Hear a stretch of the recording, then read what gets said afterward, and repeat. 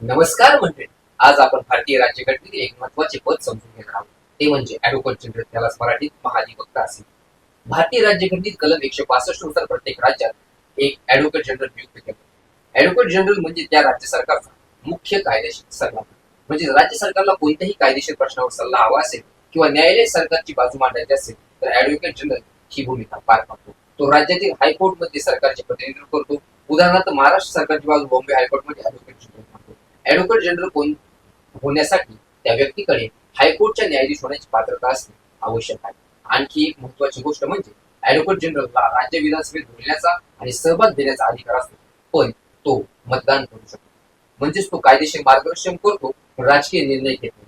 आता एक महत्वाचा प्रश्न, ॲडव्होकेट जनरल आणि अटॉर्नी जनरल मध्ये फरक काय? अटॉर्नी जनरल हा केंद्र सरकारचा मुख्य कायदेशीर सल्लागार असतो, तर ॲडव्होकेट जनरल हा राज्य सरकारचा मुख्य कायदेशीर सल्लागार असतो.